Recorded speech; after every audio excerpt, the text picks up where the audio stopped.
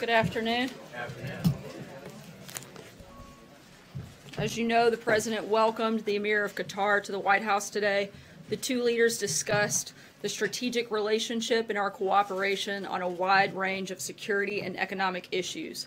This includes efforts to bolster their military capabilities and to advance new commercial deals that would create tens of thousands of American jobs.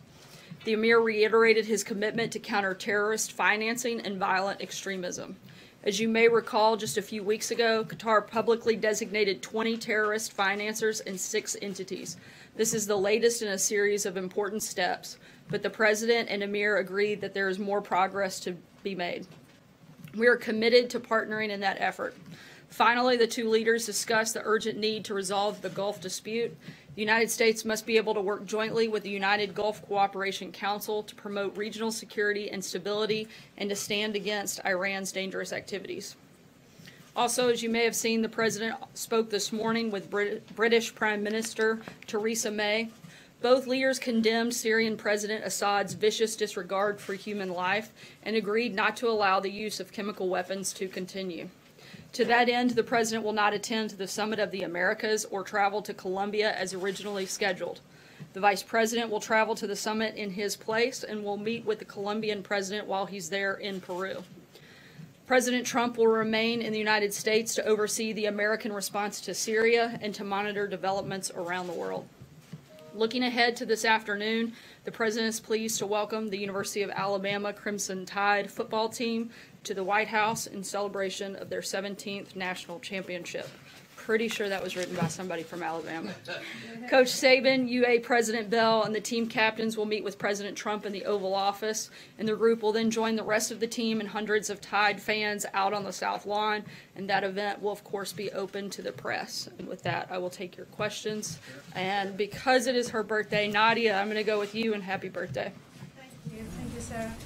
The President authorized the use of military force last year after President Assad used chemical weapons, but this didn't seem to deter him. The President talked yesterday of a very strong and serious response now. How is he going to hold President Assad accountable? I'm sorry, could you repeat the last part of the question? Hold President Assad accountable now? The President's been clear. We're working with our partners and allies and our national security team to look at all options. And as we've said, all options are on the table, but I'm not going to get ahead of anything the President may or may not do in response to what's taking place in Syria. Jonathan. Sarah, talking about the raid on Michael Cohen's office, the President said it's an attack on our country, it's an attack on what we all stand for. In what way is an FBI raid on Michael Cohen's office an attack on our country? I think that the President has been clear that he thinks that this has gone too far, and beyond that, I don't have anything to add, but I'd refer you back to the President's comments. So that accounts to an attack on our country? Again, I think the President has been clear what his position is. I don't have anything else to add at this point. Does the President believe he has the power to fire Special Counsel Robert Mueller? Does he believe that's within his power? Certainly believes he has the power to do so. John. If I could, you've said several times from the podium that the President has neither the intention nor is thinking about firing Robert Mueller. Does that remain the case today? The President was asked this question directly last night, and I'd refer you back to his comments. Can I also ask, what about Rob Rosenstein? What's the President's thinking about Rosenstein in terms of his tenure at the Department of Justice? He did not appear to be very happy with him last night. And can you confirm that Rosenstein was the high-level DOJ official that signed off on the FBI raid? I'd refer you to the Department of Justice in terms of their process. Certainly the President's voiced his frustrations, but beyond that, I don't have anything else. Shannon? Is the President still open to talking to Mueller? Is he still open to an interview? That's something that I would direct you to the President's personal attorneys to answer that question. I asked about Rosenstein. What about FBI Director Wray? He was the one who signed off supposedly on this FBI raid. Does the President still have confidence in him? Again, I would refer you to the Department of Justice on the process and who did or did not sign off. That's not something that we were a part of here. The President's feelings about the FBI Director? Does he have concerns about the FBI Director? The President's voiced his frustration with the situation. I haven't spoken with him directly about Director Wray. Jill? Two things, just to follow up on that. Has the President spoken with either Jeff Sessions or Rosenstein since the raid yesterday? Not that I'm aware of. Okay, and then I wanted to ask you about the decision to cancel the trip. Can you walk us through a little bit more of the decision-making there, why the President felt like he he couldn't make a decision, he couldn't execute on whatever he decides to do while he's traveling, considering that the missile strike last year was actually launched while the president was in Mar-a-Lago. Mar-a-Lago happens to be within the United States, something I'm sure you're very well aware of. The president would like to stay in the country while there are a lot of developments going on around the world. What does being in the country, how does that benefit him? Again, I'm not going to get into specifics on intel matters and things that we may or may not do, but the president and his national security team felt it was best that he stay in the United States while all of these developments are taking place. Jacqueline. Does Michael Cohen still represent the president? I'm not sure. I would refer you to Michael Cohen on that.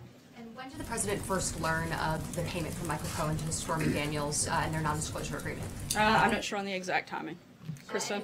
Sorry, I'm going to keep moving because we're tight on time. Just one more question, Sarah. If the president Sorry, Jacqueline, I'm denies going to having keep an moving. affair Go ahead, with Kristen. Stormy Daniels, then why didn't Jacqueline, he instruct? I'm going to move on to Kristen. Sorry, we were tight on time with the visit of the Alabama team coming up soon. Go ahead. Well, just, can you follow up on that question? Does he I didn't hear the continue to deny having an affair? Then why doesn't he just The instruct president's Mr. been Cohen clear. to- He's addressed this several times. I don't have anything else to add. Brian? Sarah, to let me follow just ask my other question.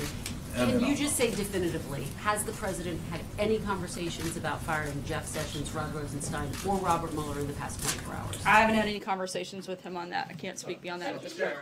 Sorry, Kristen. We've got to keep going, He guys. Go called ahead, it a Brian. witch hunt, but Rod Rosenstein, whom he appointed, signed off on the Lady probe. gonna do it. Go ahead. Well, I answer her if, go ahead, Kristen.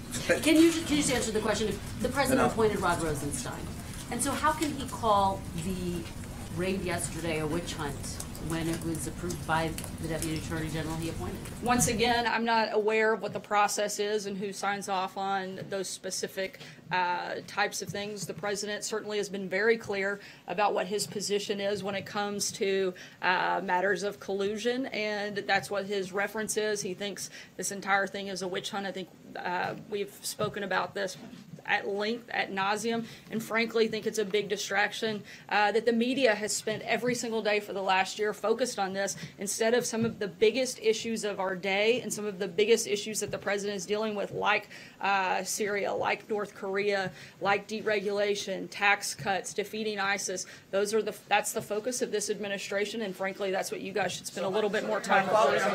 Hey guys, time out. So, We're Sarah, gonna you yielded your time to Kristen. I'm going to go to John. Please, if I Sorry. may, just to follow up. All right, I'll Just a come quick back to you, follow-up. Brian, for You one. had- Thanks. You had said that I'm it is a feeling witch. generous today. Thank you, thank For you. Nadia's birthday. Just two quick ones. You said that it's a witch hunt, and you've continued to characterize it as that. But insomuch as this administration also has leveled sanctions against the 13 Russians that were indicted by the Mueller investigation, in some point, are you a party to this witch hunt, or is some of it at least a legitimate effort? Just because there may have been involvement by Russia doesn't mean there was involvement by the Trump campaign. And to try to conflate the two is insane. No, that's not the question. The question is, in some ways, aren't you at least supporting what they've done because they've indicted some of the people that you have leveled sanctions against? So you're in agreement with Mueller in at least some regards, right? We've been outspoken on a number of occasions that we think that Russia was involved in election meddling, and we've taken actions because of that. But that has nothing to do with whether or not the president and his campaign had anything to do with that. That wasn't my, and then I'm not. Sorry, I'm going to keep moving. John, I called on John before. Guys, one at a time. Go ahead, John. Thanks a lot, Sarah. Sorry, right here. Thanks a lot, Sarah. What Kind is of crazy today. What is the nature of the president's relationship right now with Attorney General Jeff Sessions? He really voices his pleasure with him last evening in his remarks. Is it a good relationship? Does he risk being fired right now? I think the president was pretty clear about his frustrations when he spoke about that last night. Michael? One other one, real quick, Sarah, if you don't mind. It's about the EPA administrator, Mr. Pruitt. If it turns out that he lied in the interview that he gave with Fox News, my colleague Ed Henry, would that be problematic for him in terms of holding on to his job? I'm not going to get into hypothetical situations, but certainly the president would expect all members of his cabinet to be honest and certainly open with the public. Michael?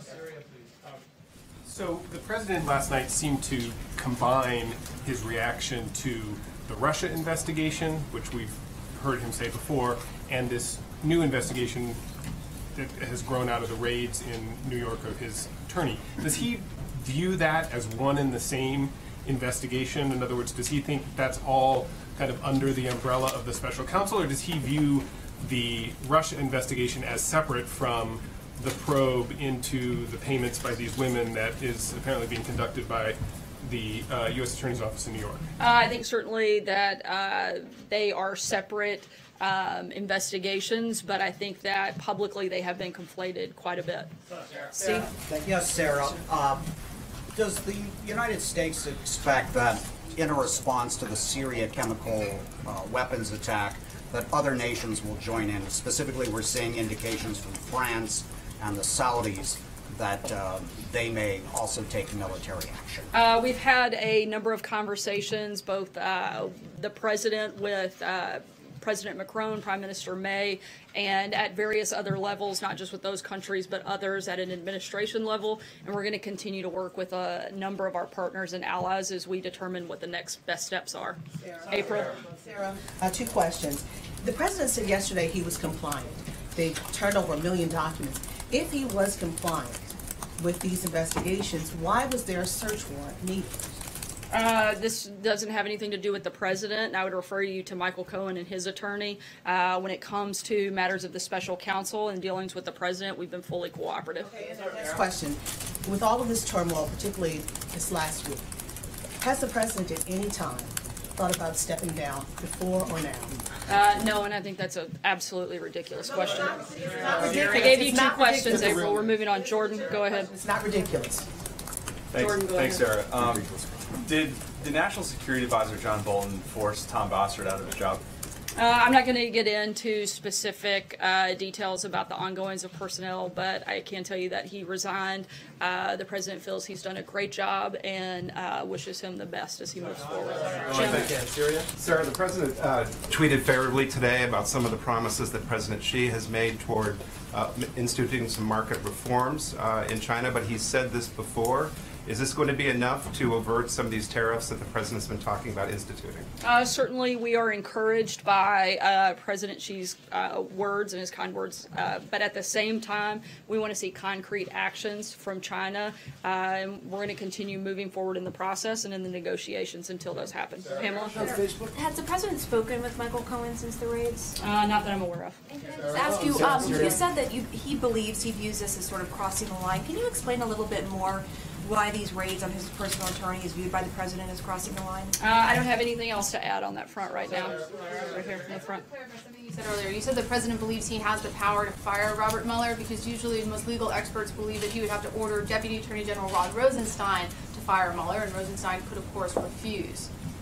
I know a number of individuals in the legal community, and including at the Department of Justice, that he has the power to do so, but I don't have any further announcements on. They said that it is. They've told me, I've asked, they've said that it's Rod Rosenstein oversees special counsel and only he has the power to fire the special counsel.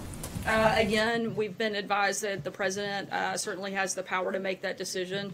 I can't go anything beyond that. Dave?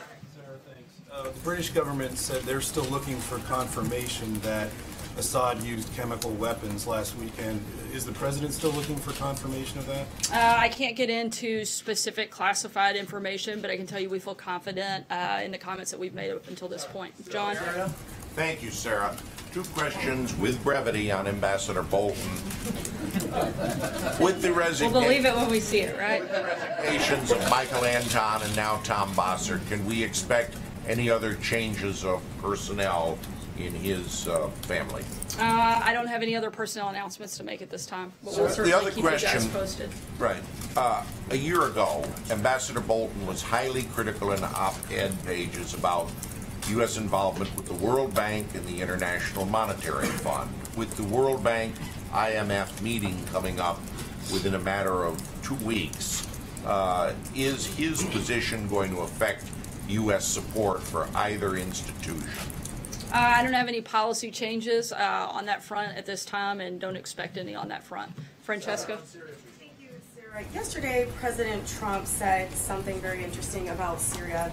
He said that because of the power of the United States and because of the power of our country, we're able to stop it. Now, with bringing in Ambassador John Bolton as well, which is sort of a signal of a more hawkish stance potentially, I want to know if the president has changed his calculus in any way on Syria and on whether or not he wants to pull out those troops very soon, as he previously said. I addressed the troops yesterday. I don't have anything new on that front in terms of things that the president may or may not do. We're not going to broadcast, and I don't have any announcements on that front. Fred? Oh, thanks, sir. This week, Senator McConnell said we're taking up 6 nominations, and they're going to continue taking up 6 nominations per week. Do you consider that a major breakthrough for the administration, considering there's been we'd like to so see many them blocks? take on a lot more than 6, but we're certainly glad to see those 6 move forward, but we'd like to see them move forward in a much bigger fashion than just the single digits right now. And one other question. On U.S. Attorney Berman, he's in an interim position now in New York. The reports have been that the president was going to nominate him for full-time. Is that still the case? Will the president nominate him? I don't have any personnel announcements on that front. Sayer. Thanks, Sarah. So, all of the evidence so far in the Syrian chemical attack points to the use of chlorine gas. The Assad regime has been suspected of using chlorine multiple times on the battlefield.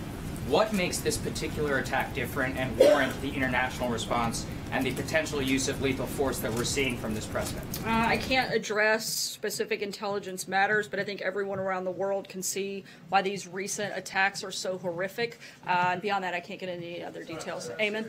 Yeah, thank you, Sarah. To clarify your comment here on Xi Jinping's speech last night, it was seen as rhetoric around trade openness. And are you saying that the president didn't see anything in that speech that would encourage him to back off on his threat to impose tariffs on the Chinese? We certainly think it's a step in the right direction, and we're encouraged by the words, but we want to see concrete steps and concrete action by the Chinese.